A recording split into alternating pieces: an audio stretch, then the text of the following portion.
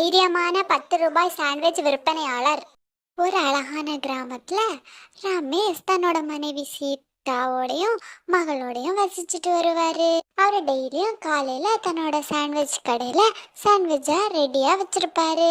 அதுதான் அவரோட தொழிலே. அவரோட கடையில சாண்ட்விச்சோட விலையே 10 ரூபாயா தான் இருந்துச்சு. வாங்க, சாண்ட்விச் வெறும் 10 ரூபாய் தான் அப்படின்னு கூப்பிடவும் ஒருத்தரங்க வந்தாரு. வந்துட்டு அவரை பார்த்து சொல்லுவாரு, உன்னோட சாண்ட்விச்சோட தான் என்னோட நாளே ஸ்டார்ட் ஆகுது, அவ்வளவு டேஸ்டியான சாண்ட்விச் அப்படின்னு சொல்லுவாரு. பொண்ணு முன்னி ஸ்கூல் முடிச்சதும் வீட்டுக்கு வருவா. வரவும் அவ சொல்லுவா, காலேஜ்ல நான் தான் பெஸ்ட் மார்க்குப்பா அப்படின்னு சொல்லுவா. ரமேஷும் என்கரேஜ் பண்ணுவாரு. பக்கத்துல இருந்த ஒய்ஃப் மட்டும் ரமேஷை பார்த்து, அவ வளர்ந்துட்டே வரா, இது இப்படியே போயிட்டு இருந்தா எப்படி நம்ம முன்னேறது அப்படின்னு சொல்லுவா. அதுக்கு ரமேஷும், நான் தான் ட்ரை பண்ணிட்டு தானே இருக்கேம்மா அப்படின்னு சொல்லுவா. ரமேஷோட மனைவி கோவத்துல கிளம்பிடுவா.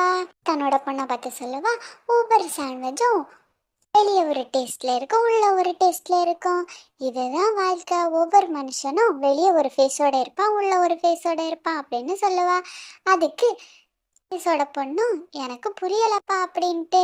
அதுக்கு ரமேஷ் சொல்லுவா, ஒரு நாள் உனக்கு புரியும் என்னோட வேர்ட்ஸ் அப்படின்னு சொல்லுவான். 2 பேரு ரமேஷோட வீட்டுக்கு வருவாங்க. ரமேஷோட ஒய்ஃபை பார்த்து சொல்லுவாங்க, உங்க பொண்ணு பார்க்க ஹீரோயின் மாதிரி இருக்காங்க, அவங்களுக்கு சீரியல்ல ஒரு சான்ஸ் கொடுக்குறோம் அப்படின்ட்டு.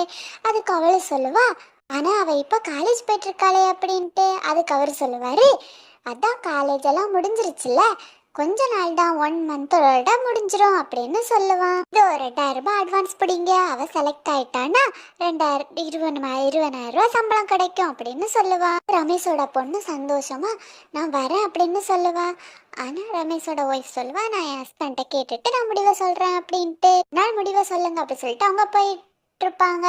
ரமேஷோட ஒய்ஃபும் அன்னைக்கு நைட்டு ஃபுல்லா ஆர்கியூமெண்ட் பண்ணிட்டு இருப்பாங்க. ரமேஷோட ஒய்ஃப் சொல்லுவா, உங்களோட 10 ரூபாய் சாண்ட்விச்சால நம்ம வாழ்க்கை எப்பவுமே மாறாது, இது ஒரு சான்ஸா இருக்கும் நம்ம முன்னேறதுக்கு அப்படின்னு சொல்லுவா. ரமேஷ் சொல்லுவா, இது சான்ஸ் கிடையாது, இது ஒரு போலியான விஷயம், நம்பாத அப்படின்னு சொல்லுவா. ரமேஷோட ஒய்ஃப் கோவமா சொல்லுவா, இதோட முடிச்சுக்கோங்க, இந்த டைம் முடிவை நான் எடுக்கிறேன் அப்படின்னு சொல்லுவா. பொண்ணு ஒரு நாள் பெரிய ஆளா தான் வருவா. அதுக்கு ரமேஷ் சொல்லுவா, என்னோட மனசு ஏதோ சரியா படல அப்படின்னு. நாள் சீமா அந்த டிவி ஏஜென்ட்டுக்கு ஓகே சொல்லிடுவா.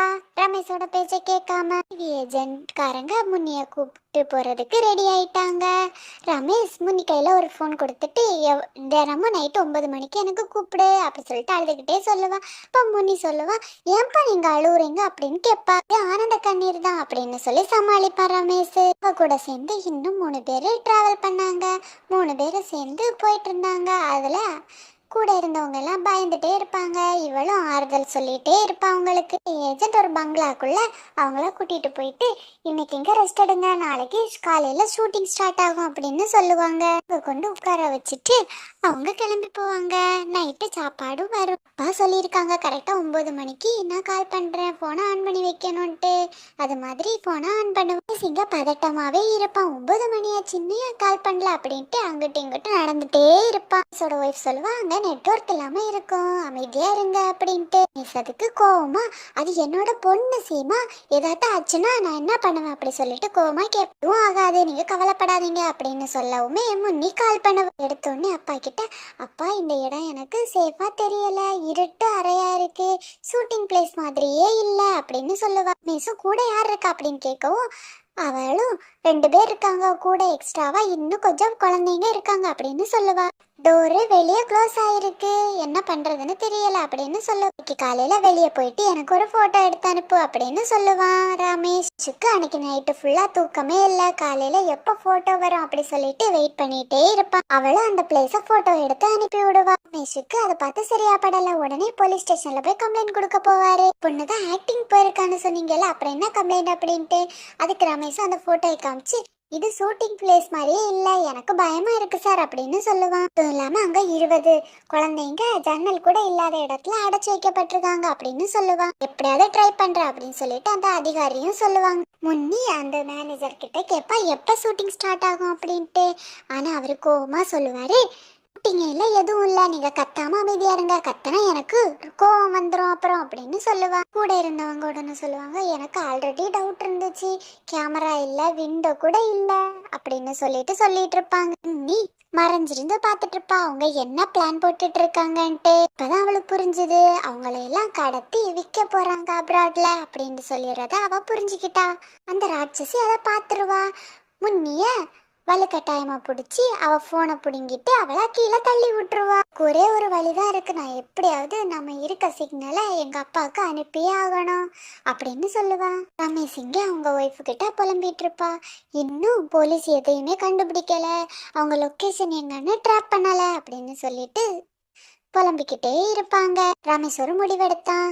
சீக்கிரட்டா அந்த சாண்ட்விட்சை எடுத்துட்டு விற்க போற மாதிரி அந்த பங்களாக்குள்ள போறத அவன் பிளான் போட்டான். அதை போலீஸ் அதிகாரிகிட்டையும் சொல்லுவான். நான் இதை விற்கிற மாதிரி உள்ள போறேன், நீங்க மறைஞ்சிருந்து பாருங்க அப்படின்ட்டு சொல்லுவான். அதுக்கு போலீஸ் அதிகாரி, இது கொஞ்சம் கஷ்டமான வேலை தான், ஆனா இதை விட வேற வழியே இல்லை அப்படின்னு சொல்லுவான். ஸ்டேஷனை வச்சு கண்டுபிடிச்சு அந்த இடத்துக்கு போயிடுவாங்க. போயிட்டு போலீஸ் எல்லாம் மறைஞ்சிருப்பாங்க. ரமேஷ் மட்டும் அங்க உள்ள கதவை தட்டவும் அங்க உள்ள வாட்ச்மேன் வெளியே வந்து என்னன்னு கேட்பான். ரமேஷும், நீங்க என்னோட சாண்ட்விட்சை டேஸ்ட் பண்ணி பாக்குறீங்களா, 10 ரூபாய் தான், இந்த இடத்தோட கிராஸ் பண்ணி போனேன், அதான் இங்க சேல் பண்ணலான்னு பார்த்தேன் அப்படின்னு சொல்லுவா. ரூபாய் சாண்ட்விச்னால அவங்களும் உள்ள அனுப்புவாங்க. ஒவ்வொருத்தங்களுக்கும் சாண்ட்விட்சை கொடுப்பா. அப்பா முன்னி பாத்துருவா. அப்பா அப்படின்னு சொல்லி கூப்பிடுவா. ரமேஷும் அமைதியா இரு அப்படின்னு சொல்லுவான். அதிகாரியும் வாக்கி டாக்கில அனௌன்ஸ் பண்ணுவாரு. ரமேஷ் சிக்னல் கொடுத்துட்டாரு, நம்ம ரொம்ப கேர்ஃபுல்லா போகணும், குழந்தைக்கு கூட எந்த ஆபத்தும் வந்துடக்கூடாது, ஒவ்வொரு ஆளும் ஒவ்வொரு சைட்ல போங்க அப்படின்னு சொல்லுவாங்க.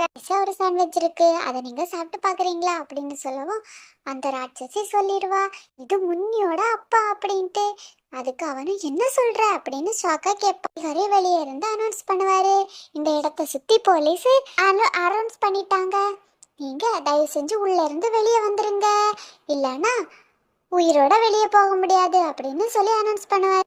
கேங்கையும் போலீஸ் பிடிச்சிட்டாங்க. குழந்தைங்கள ஓடி வந்து ரமேஷுக்கு நன்றி சொல்லுவாங்க.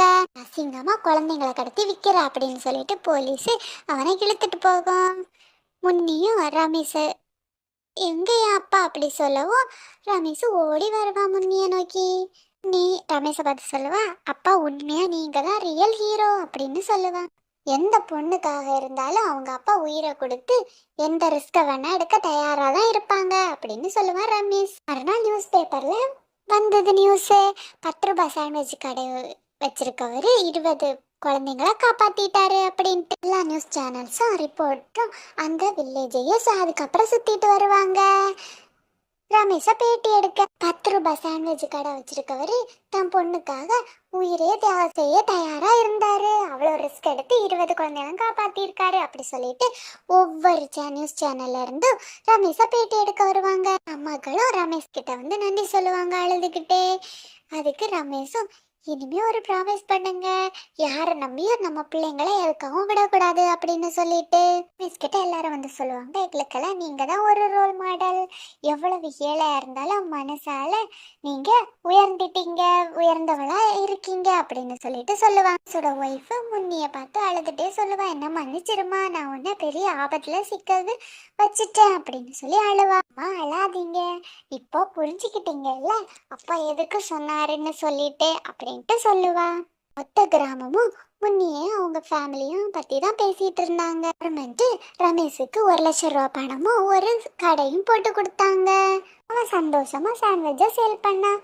ஆனா அப்பவும் அவனோட சாண்ட்விச் 10 ரூபாயா தான் இருந்துச்சு. எப்பவுமே நம்ம நல்ல மனசோட எல்லா விஷயத்தையும் பண்ணணும், மனசுல எந்த அழுக்கும் இருக்க கூடாது நினைச்சா எப்பவுமே பயப்படக்கூடாது, எல்லாம் நல்லதுக்கே அப்படின்னு நினைக்கணும்.